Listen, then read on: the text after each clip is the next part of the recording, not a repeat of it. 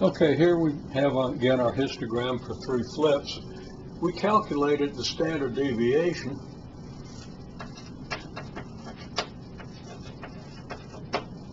is approximately 0.94. We recall that the mean of this distribution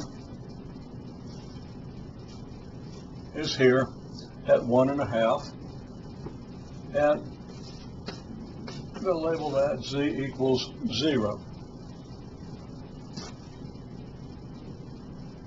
Now, if I add a standard deviation to the 1.5 I have here, if I add a standard deviation to the mean, in other words, I get 2.44, which is slightly under 2.5, and right here is 2.5.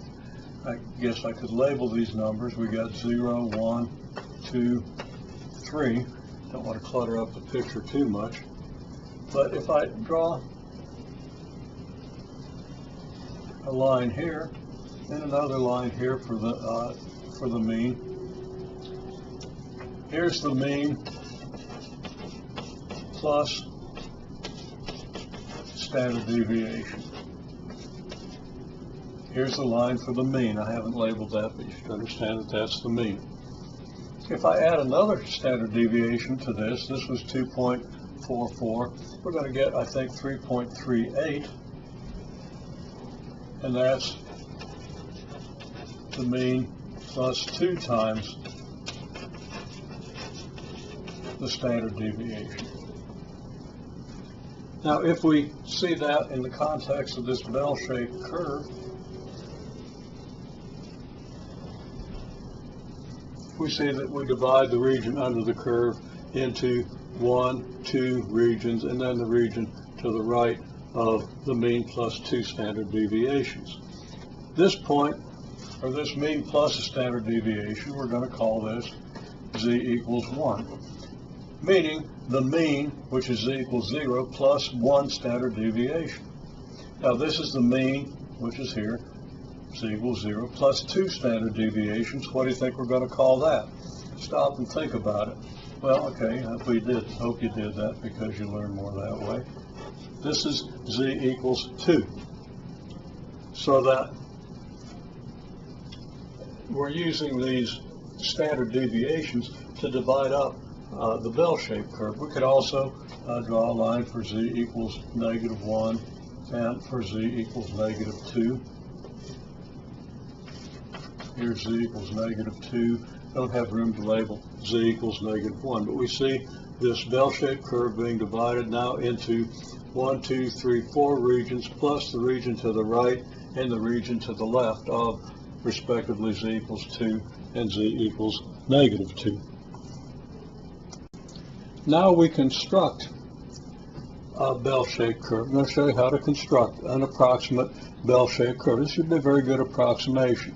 First, sketch this picture, this 2 lines, one perpendicular to the other, and this kind of in the middle of this line. And hopefully you've done that. Pause if you haven't and draw that, if you didn't already do so in class. It wouldn't hurt for you to do it again. A little practice wouldn't hurt. Okay, now I want you to draw another line. Well, first of all, let's mark off a scale. Here I go, 1, 2 marks to the right, 2 marks to the left, as equally spaced as you can make them. And now what I want to do is, at this mark, I want to draw another line that's 60% as long as this one. Okay, so we draw the 60% line here, 60% as long as this one. You should pause and do that. And then do it over here as well, 60% on the right and on the left. Okay, now I'm going to, the way I get 60%, again, I hope you've done that, is I take this and divide it in half. That would be 50% as high. And then I add a little bit to that. There's 50%. I go 60, 70, 80, 90, 100%. 60% should be about here. So I'm going to draw this line and this line. Now I'm going to draw a line 1/7 as high as the middle line. So at this point, And at this point, the line should be 1/7 as high. You should do that. Now, hopefully you've done it.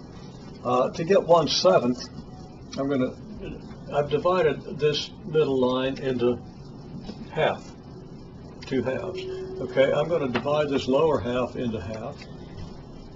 And then I'm going to divide that into half.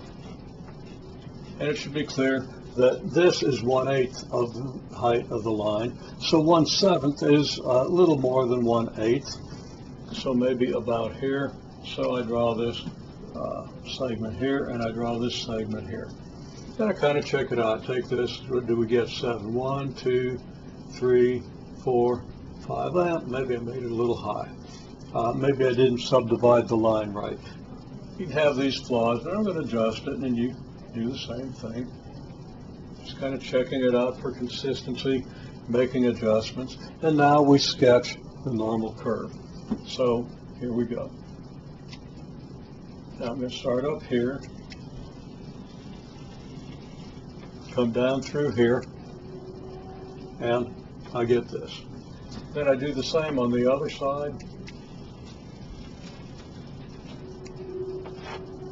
And now I've sketched a pretty good normal curve.